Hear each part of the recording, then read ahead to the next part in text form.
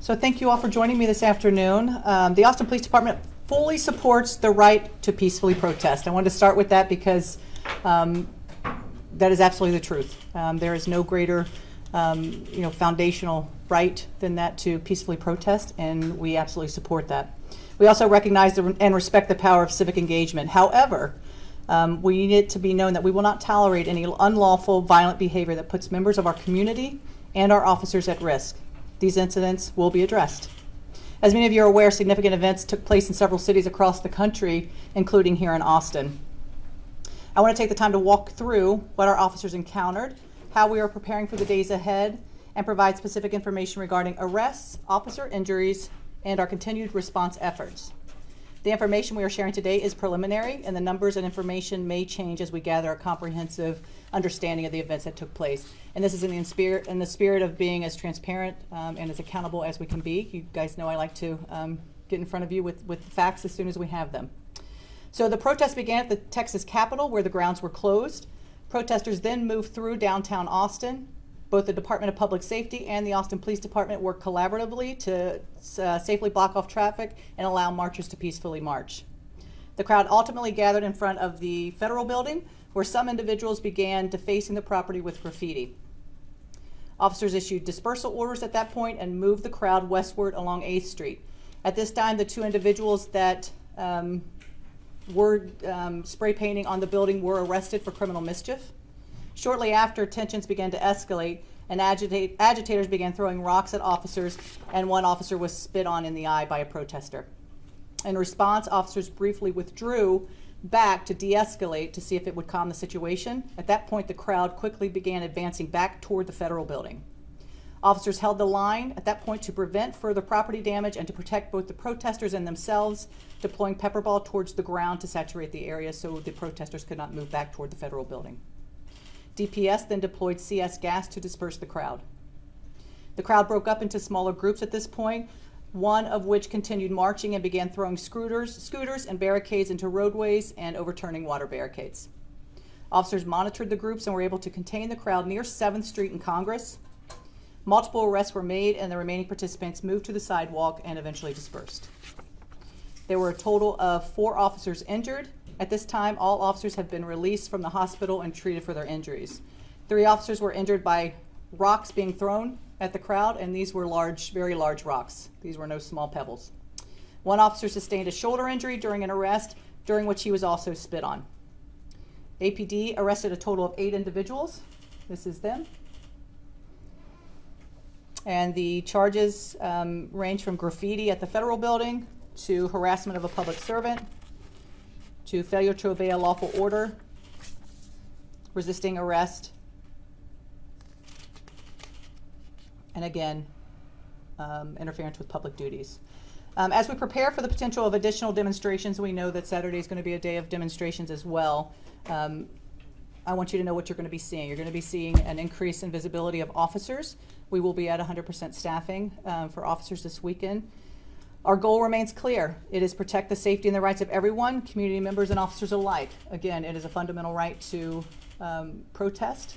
However, when that protest turns violent, when it turns to throwing rocks, throwing bottles at officers, at other members of the public and community, that will not be tolerated. Arrests will be made. I've spoken to the DA, and I've also spoken to the sheriff here in Travis County.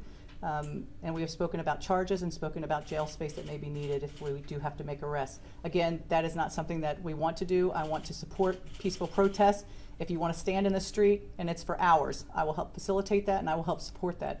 But again, it cannot turn violent. We cannot damage, deface property, and we certainly cannot throw bottles and rocks and other things at our officers.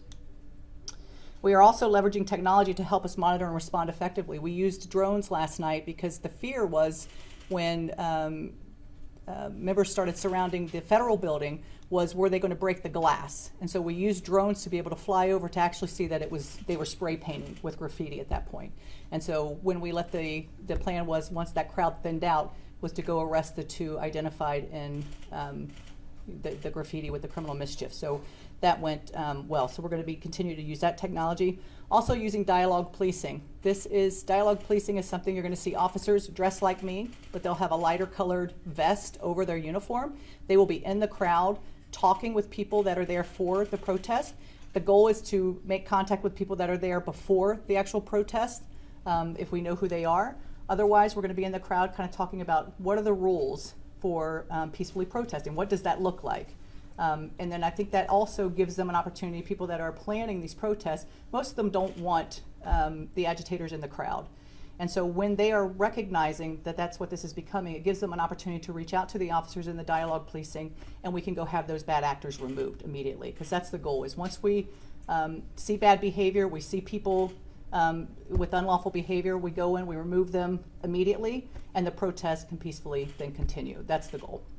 And so again, to be absolutely clear, we support these peaceful protests, but we will take necessary action against agitators who engage in illegal acts and endanger public safety. So I appreciate again you coming. I'll take a few questions at this time. Chief, how many other people that... I'm sorry, go ahead. You had about deployment of tear gas. People were saying that it was probably APD, but they were also saying it could have been DPS. Can you just talk about that? The gas that was CS gas. That was deployed by DPS. Austin deployed the pepper ball. And so when the pepper ball is put at the ground, and it allows the pepper spray to come up to disperse those crowds to make sure they're not coming toward the federal building. That's what it was used for last night. Chief, of the people who were arrested, I'm sorry, let me get her and then I'll come right to you, sir. Could you just clarify at what point officers began to change their response in terms of responding to the protests last night? Yeah, I think it was at that point when they came to the federal building, and we saw that again, we saw them rushing toward there, and the fear was that they were breaking the glass to get into the federal building. But that's kind of when the dynamic changes, when we recognized that the graffiti, they were defacing the building, and that's when the dynamic changed. Yes, sir. Of the 8 people who were arrested, are they all from Austin, or are they outsiders? I believe that they are all, from what I understand, they're all from Austin.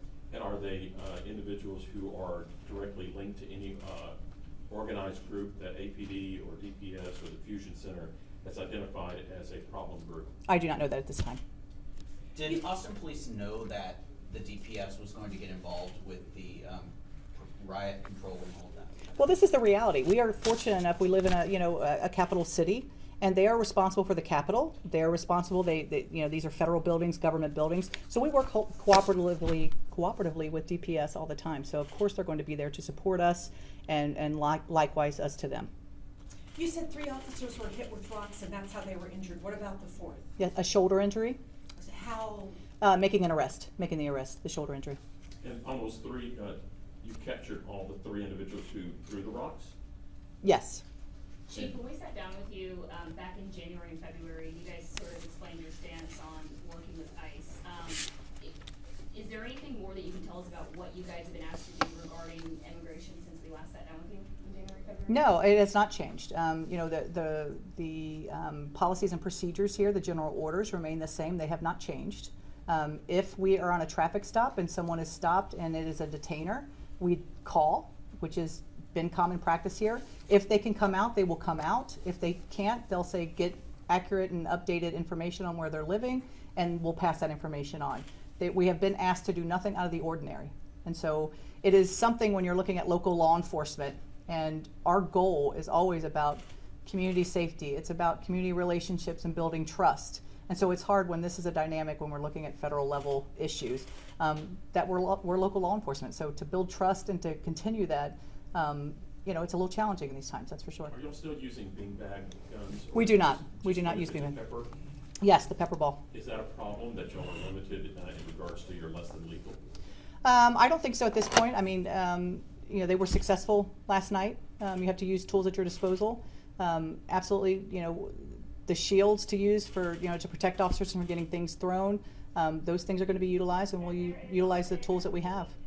I did talk to a lawyer representing one of the protesters. He said he filed a motion, and in order to ensure that the evidence gathered from last night, whether it be body camera surveillance video, be protected, and kind of saying, alluding to the fact that police officers tend to get rid of that. Can you speak to what he's claiming? Well, I would say that that's a very bogus claim, and he is more than welcome to call me and have a conversation with me, but we are not in the business of destroying evidence. Last question. Can you confirm that officers used pepper spray last night? We use the pepper ball. And so if you think about a line where the officers are trying to hold that line and they're all against each other, putting that pepper ball at the sidewalk, at the ground, and they are not targeting a person, they are targeting the ground to saturate, so this group does not move forward. That's what we used it for. You said that you're preparing for Saturday. Sorry, I'm done. That's okay, I see you. Can you talk a little bit about what that looks like and how you guys are working with DPS to ensure the safety of protesters and this message Yeah. of being able to Right, do I that? think there's absolutely a responsibility, right, that we have. One is to prepare to keep people safe and our officers safe. But there's also a responsibility for the people that are going to these protests as well. And so we have to come up with plans that when we do announce a dispersal, that the innocent people that are there that are not caught up in this, that there are exits available to them to leave and they can do that safely. That's our responsibility to do. And so when we're preparing for Saturday, preparing for other events, it is always about how do we keep citizens safe, how do we keep our officers safe? And that's through our special response teams, with those with that extra training of looking at how to deal with crowds, the dialogue policing, getting people in there. Look, this is what to expect. What can we expect from you? Are you planning on marching? How can we help facilitate that? Chief, I know you did the last question, but building off of Yep. that in regards to preparing, are you bringing in any outside police departments to help DPS for preparing for the weekend? Because we've done that in the past. Yeah, no, sir. No, it is us, and DPS will certainly help. They have their own area of responsibility to look at, and then we'll be working cooperatively with them as well. Thank you. Thanks for taking this extra. Absolutely. Thank you. No worries. Thank you.